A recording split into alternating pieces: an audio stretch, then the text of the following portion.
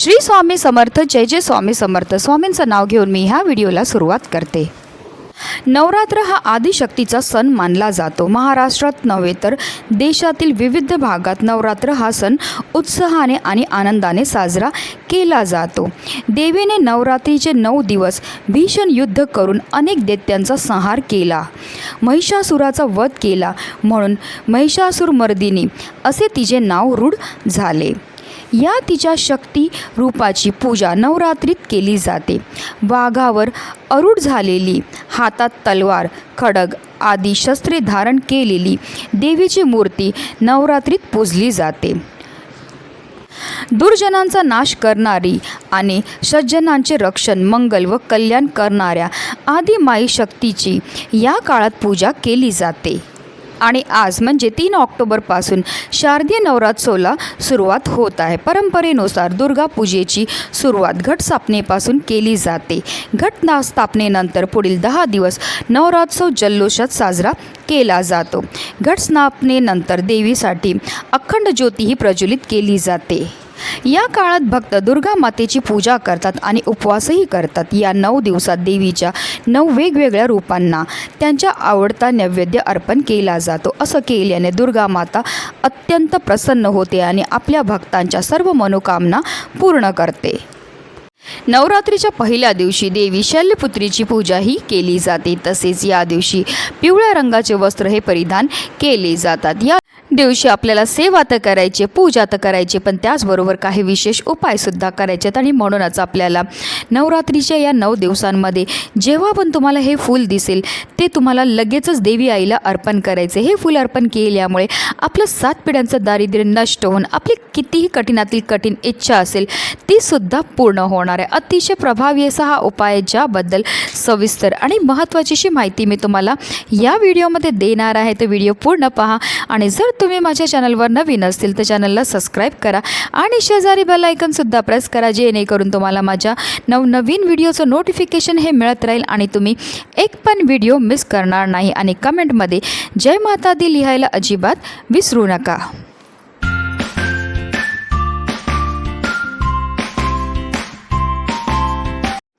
नवरात्रीचे 9 दिवस मातेची भक्ती आणि साधनेसाठी अत्यंत पवित्र मानले जातात.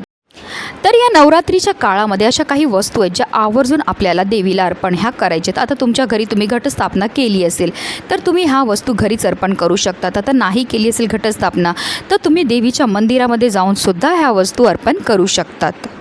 आपल्याला नवरात्रीच्या काळात माता लक्ष्मीला गोकर्णीचं फूल हे अर्पण करायचं आहे. वास्तुशास्त्रात गोकर्णीचं फूल हे सुख, समृद्धी आणि नशिबाचे प्रतीक मानले जाते. गोकर्ण फुलाचे उपयोग महादेव, विष्णू, शनिदेव, देवी लक्ष्मी आणि दुर्गा देवीच्या पूजेत केला जातो. गोकर्ण फुलाचे अनेक फायदे शास्त्रात सांगण्यात आले आहेत. घरामध्ये गोकर्णी लावल्याने सकारात्मक ऊर्जा संचारते. गोकर्णीमुळे माता लक्ष्मी प्रसन्न होते आणि कुटुंबात सुख समृद्धी नांदते. धर्मग्रंथानुसार गोकर्ण फुलाला अपराजिता, विष्णुप्रिया, विष्णुकांता इत्यादी नावाने देखील ओळखले जाते.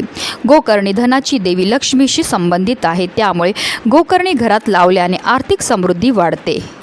गोकर्णी ही शुभ आणि पूजनीय असल्याने तिच्या प्रभावामुळे घरात सुख शांतीचे वातावरण राहते. भगवान विष्णूची कृपा मिळते. माता लक्ष्मी गोकर्णी सोबत राहते, ज्यामुळे जीवनात आनंदी राहते. कुंडलीत शनिदेवाची स्थिती वाईट असेल तरीही गोकर्णी खूप फायदेशीर ठरते. गोकर्ण फुलाने शनिदेवाचा कोप शांत राहतो आणि घरातील सदस्यांचे मन स्थिर राहते. यामुळे घरामध्ये सकारात्मकता राहते, त्यामुळे सर्व कामे व्यवस्थित होतात.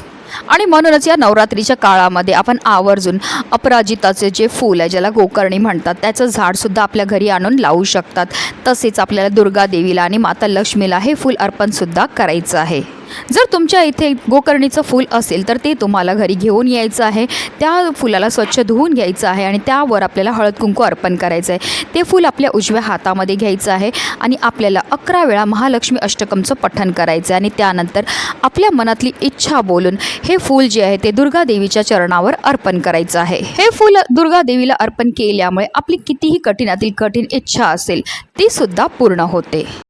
नवरात्रीच्या या 9 दिवसांमध्ये तुम्हाला जेव्हा पण अपराजिताचं फूल भेटेल ते आवर्जून तुम्हाला दुर्गा देवीला अर्पण करायचं आहे. अतिशय प्रभावी असा हा उपाय केल्यामुळे आपलं 7 पिढ्यांचं दारिद्र्य नष्ट होऊन आपली कठीणातील कठीण इच्छाही पूर्ण होणार आहे, ज्यामुळे आपल्या संपूर्ण कुटुंबाची भरभरून अशी प्रगती होणार आहे. म्हणूनच व्हिडिओ जास्तीत जास्त लोकांपर्यंत शेअर करा, जेणेकरून प्रत्येकाच्या आयुष्याचं कल्याण हो. हीच मनामध्ये इच्छा. श्री स्वामी समर्थ. जय जय स्वामी समर्थ.